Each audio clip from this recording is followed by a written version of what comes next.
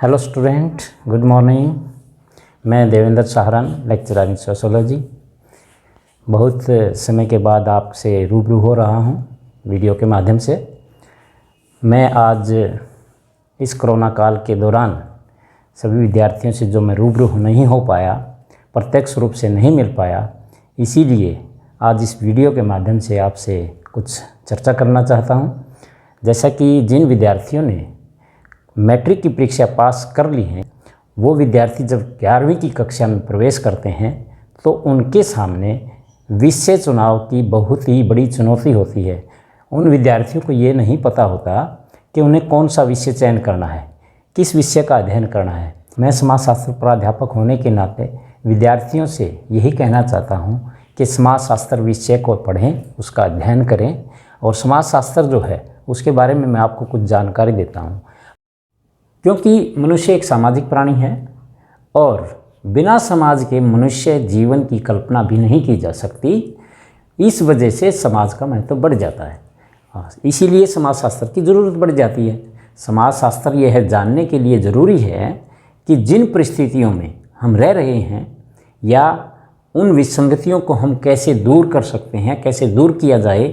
इस तरह यह हमारे पारंपरिक मूल्यों व बाहरी दुनिया के बीच संतुलन बैठाने का जो कार्य करता है वो समाजशास्त्र ही करता है।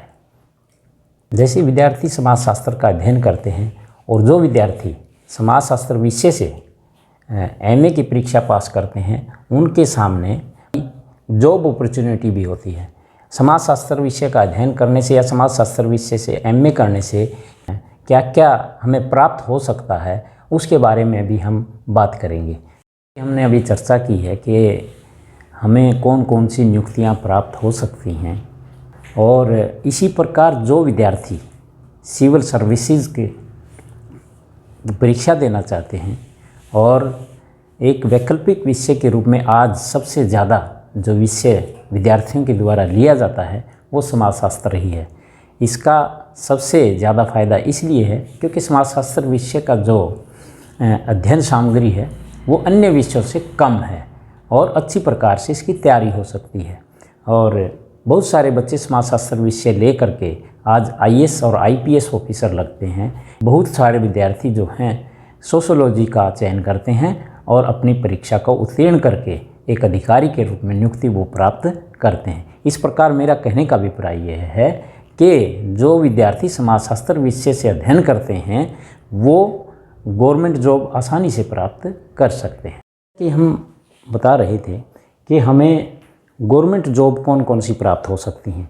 जैसे सोशल वेलफेयर ऑफिसर की नियुक्ति हम प्राप्त कर सकते हैं, पॉपुलेशन वेलफेयर ऑफिसर की नियुक्ति हम प्राप्त कर सकते हैं, लेबर इंस्पेक्टर की हम नियुक्ति या लेबर ऑफिसर की हम प्राप्त कर सकते हैं, फील्ड ऑफिसर है, क्राइम कंट्रोल ऑफिसर है, और इसके साथ साथ हम समाजशास्त्र प्राध्यापक या लेक्चरर की नियुक्ति भी प्राप्त कर सकते हैं, चाहे वो कॉलेज लेवल पर हो, चाहे वो स्कूल लेवल पर हो, चाहे वो विश्वविद्यालय लेवल पर हो।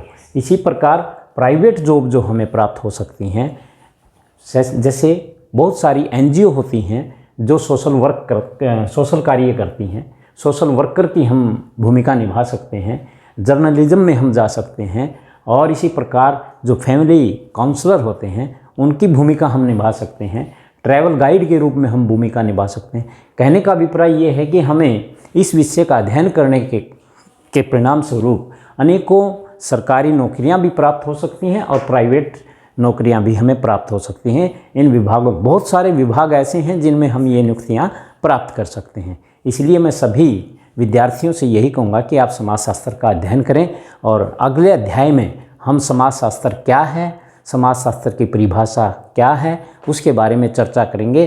कल हम कक्षा +1 का पहला चैप्टर शुरू करेंगे, जिसमें समाजशास्त्र की परिभाषा क्या है, समाजशास्त्र का जन्म कैसे हुआ और कहाँ पर हुआ, और भारत में समाजशास्त्र का विकास कैसे हुआ, उसके बारे में हम अगली वीडियो में चर्चा करेंगे। सभी विद्यार्थियों को धन्यवाद।